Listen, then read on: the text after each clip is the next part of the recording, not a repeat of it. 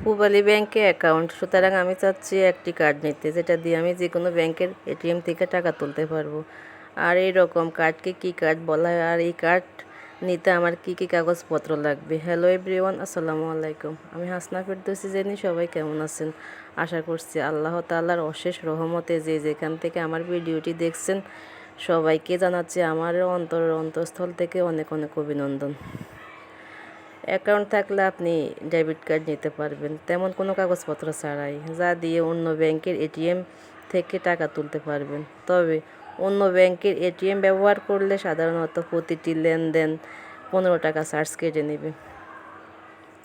আমার পূবালী ব্যাংকের অনেক আগেরই অ্যাকাউন্ট ছিল, কিন্তু আমি চাচ্ছিলাম একটা কার্ড নেওয়ার জন্য। আমি কার্ডের জন্য আবেদন করে আসছিলাম 15 দিন আগে। 15 দিন পরে আমাকে মেসেজ দিয়ে জানাই দিয়েছে যে আপনার কার্ড আসছিল, কিন্তু প্রায় 2 দিন পর 3 দিন পর আমাকে মেসেজ দিত যে কার্ড আসছে, কিন্তু আমি সময় সুযোগ করতে পারি না, যার কারণে কার্ডটাও আনতে পারি নাই। পরবর্তীতে আমাকে ব্যাংক থেকে ফোন করছে যে আপনি কার্ডটা নিয়ে যান, তা না হলে আপনার সমস্যা হয়ে যাবে। পরবর্তীতে আমি বলছি যে ঠিক আছে, আমি আগামীকালকে সকাল 10টার দিকে আসবো আমি কার্ড নেওয়ার জন্য। পরবর্তীতে যে আমি গেলাম ব্যাংকে দেখি যে অনেক ভিড়।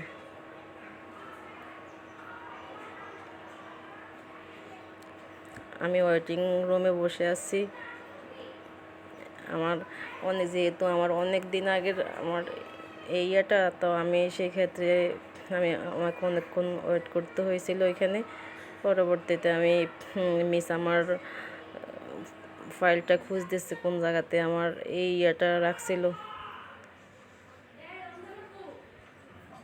আমি ওয়েটিং রুমে ওয়েট করতেছি। পরবর্তীতে আমার কার্ডটা অবশেষে খুঁজে পাইছে যে ঠিক আছে আপনি আসেন, আপনার কার্ডটা পাওয়া গেছে। এই যে অবশেষে আমার হাতে আমার কার্ডটা পৌঁছাইছে, বের করে দিচ্ছে। যাক আলহামদুলিল্লাহ, আমি কার্ডটা খুঁজে পেলাম। এইদিকে আপনাদের ভাইয়া আমাকে বিকেলবেলা নিয়ে গেছে সদরঘাটে। আমি বলছি আমি যাব না, আমার ভালো লাগে না, এই গরমের ভিতরে যাওয়া একদমই ভালো লাগে না। পরবর্তীতে যাওয়ার পরে আমার নদী দেখে মনটা ভালো হয়ে গেছে। এই যে সারি সারিভাবে নৌকা দাঁড়ায় আছে, আমি এদিক দিয়ে দেখতেছি দাঁড়ায়।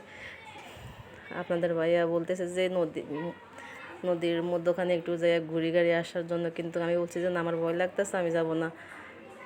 সে বলে যে না, কোনো ভয় নাই, সবাই তো ঘুরতেছে, এরা ঘুরে চলে আসছে। অবশেষে কি আর করা, জামাইয়ের আবদার বলে কথা। আমি উঠছি, ওঠার পরে আমার ভালোই লাগছিল।